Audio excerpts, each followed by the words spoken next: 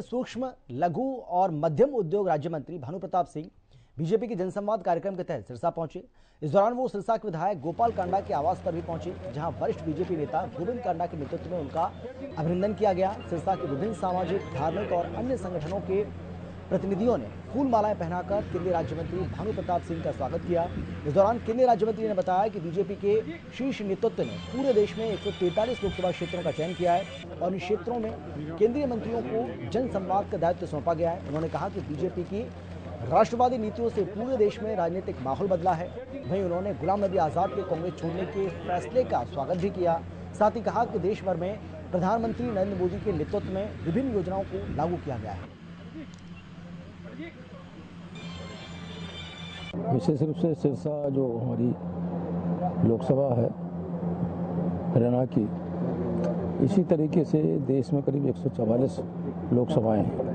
इन पे देश के सभी मंत्रियों को भेजा गया है और एक दो लोकसभाएं दी गई हैं कि आप वहाँ जाकर प्रवास करिए, 3 दिन रुकिए और उसके बाद कंटिन्यूस बराबर जब तक चुनाव हो रहा है तब तक आप आते जाते रहिए। जिससे वहाँ के कार्यकर्ता, वहाँ के सब लोग, आज हम लोग यहाँ गोविंद जी के यहाँ आए थे यहाँ, और विशेष रूप से आज शाम को इनसे मुलाकात भी हुई और वैसे भी पार्टी कार्यालय में मुलाकात हुई थी। विशेष रूप से जो भी दल में आया उसका स्वागत है, अभिनंदन है और बहुत लोग पार्टी में आए हैं और काम कर रहे हैं। भारतीय जनता पार्टी की जो नीतियाँ, सिद्धांत हैं उनसे प्रभावित हो रहे हैं और आ रहे हैं। देश के यशस्वी प्रधानमंत्री जी ने जो काम किया है उससे भी प्रभावित हो रहे हैं। 5 बार लोकसभा की चौखट चूमने वाले और केंद्र में सूक्ष्म, लघु और मध्यम उद्यम राज्य मंत्री भानु प्रताप सिंह जी आज हमारे साथ मौजूद हैं। विशेष रूप से सिरसा के प्रवास पर आए हैं।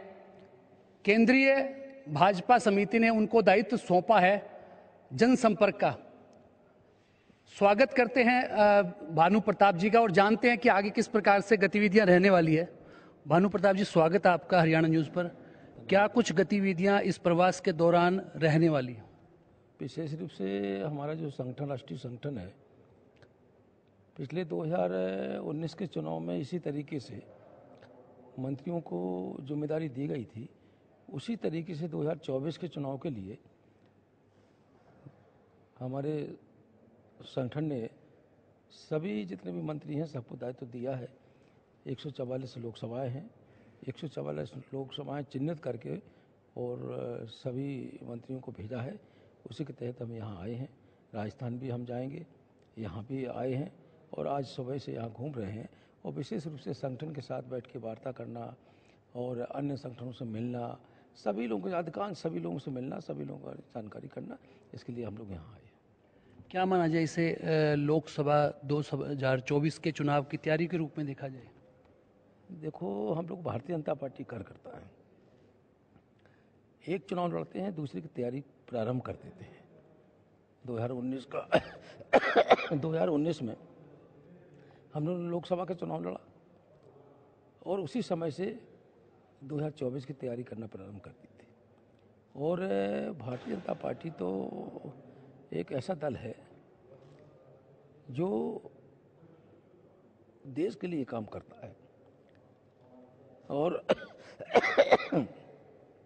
जो भी है भारतीय जनता पार्टी कार्यकर्ता जितने भी हैं वो हमारे देवतुल्य कार्यकर्ता हैं। मैं उनके बीच जाता हूं और भारतीय जनता पार्टी के नेता हमेशा जो भी काम करते हैं वो हमारा राष्ट्र प्रगति कैसे करे, देश हमारा आगे कैसे बढ़े, हमारा देश कैसे मजबूत हो, इसके लिए हमारे नेता काम करते हैं और उसी के लिए हम लोग भी काम कर रहे हैं।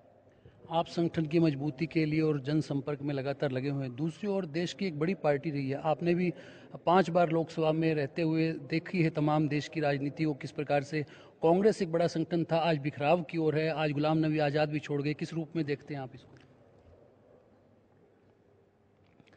गुलाम नबी आज़ाद जी ने पार्टी ज्वाइन की है। विशेष रूप से भारतीय जनता पार्टी देश को बनाने के लिए काम करती है और भारतीय जनता पार्टी की जो नीतियां हैं, जो सिद्धांत हैं, धीरे धीरे लोगों को जब जानकारी हो रही है वो भारतीय जनता पार्टी की तरफ आकर्षित हो रहे हैं और वो चाहते हैं कि हम ऐसे ही दल में रहें जो देश के लिए काम करे।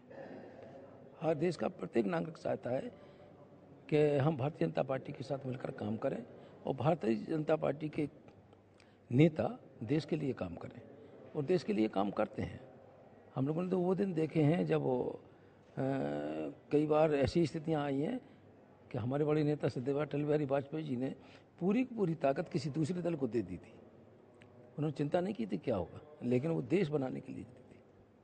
आपके पास एक महत्वपूर्ण मंत्रालय है। मोदी जी ने हमेशा आत्मनिर्भर भारत, मेड इन इंडिया की बात की है। तो ऐसे में इस जो महकमा आपके पास है उसके माध्यम से क्या क्या ऐसी योजनाएं जो चलाई रही है जो युवाओं के लिए काम आ रही है? विशेष रूप से ढेर सारी योजनाएं चलाई जा रही हैं। हम लोग देख सकते हैं कि जब कोरोना काल में सारी फैक्ट्रियां बंद हो गई थी, सारी चीज़ें हो गई थी, तो हमारा छोटा छोटा जो एमएसएमई मंत्रालय की छोटी छोटी यूनिटें हैं वो काम कर रही थी।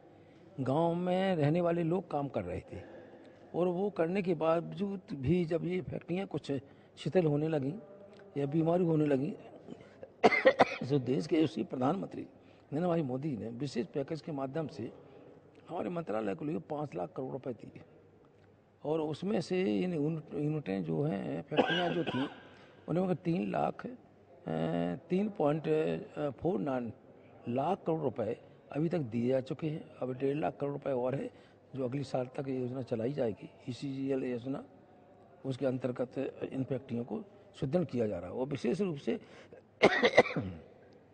PMEGP होता है, प्रधानमंत्री जनरेशन एम्प्लॉयमेंट जनरेशन कार्यक्रम।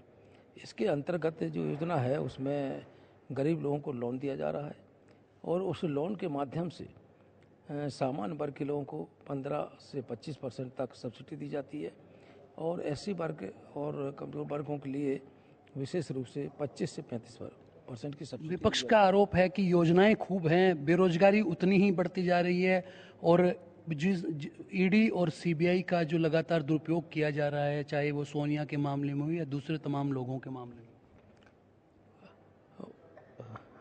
ईडी और सीबीआई की जो बात कर रहे हैं, विशेष रूप से ये तो हमेशा स्वतंत्र एजेंसी हैं, काम करती हैं और मैं तो सिर्फ इतना कहूँगा कि जिसकी जैसी करनी होगी वैसी भरनी होगी। उसे जो काम करेगा उसे वो तो भुगतना ही पड़ेगा। मैं गलत करूँगा तो हमारे खिलाफ कार्रवाई होगी, जो गलत करेगा उसके खिलाफ कार्रवाई होगी। ये तो स्वतंत्र एजेंसियां हैं, सभी के लिए हैं जी, वो काम कर रही हैं, देश के लिए काम कर रही हैं, वो किसी व्यक्ति के लिए काम थोड़ी कर रही हैं। ये थे हमारे साथ भानु प्रताप जी और कह रहे थे कि लगातार जो लोग जुड़ रहे हैं भाजपा में वो भारतीय जनता पार्टी की तमाम नीतियों को देखते हुए जुड़ रहे हैं। इसके पीछे ईडी और सीबीआई का कोई बात नहीं है। इस तरह की तमाम उन्होंने चर्चाएं आज सिरसा पहुंचकर की है। कैमरामैन विकास के साथ अमित तिवारी,